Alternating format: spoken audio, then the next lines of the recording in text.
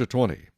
When you go out to battle against your enemies and see horses and chariots and people more numerous than you, do not be afraid of them, for the Lord your God is with you, who brought you up from the land of Egypt. So it shall be, when you are on the verge of battle, that the priest shall approach and speak to the people.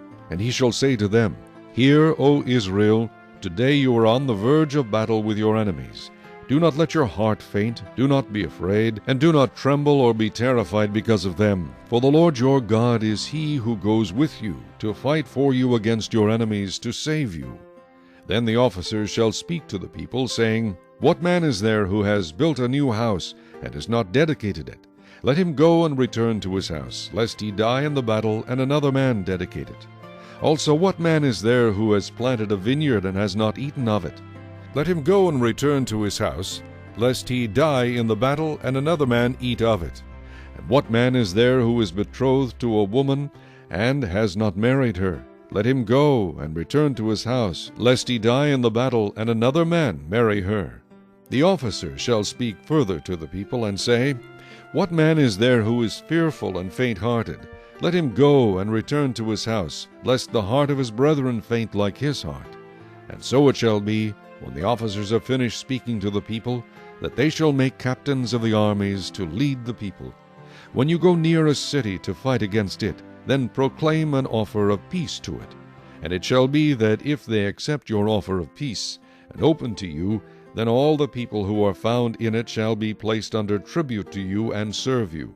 Now if the city will not make peace with you, but war against you, then you shall besiege it. And when the Lord your God delivers it into your hands, you shall strike every male in it with the edge of the sword.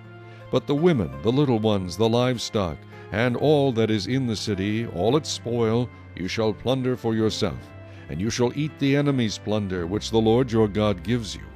Thus you shall do to all the cities which are very far from you, which are not of the cities of these nations.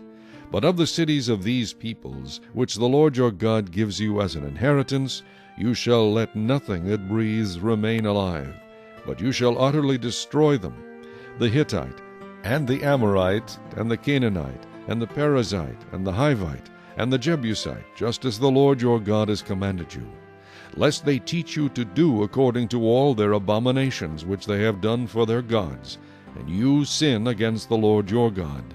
When you besiege a city for a long time, while making war against it to take it, you shall not destroy its trees by wielding an axe against them. If you can eat of them, do not cut them down to use in the siege, for the tree of the field is man's food.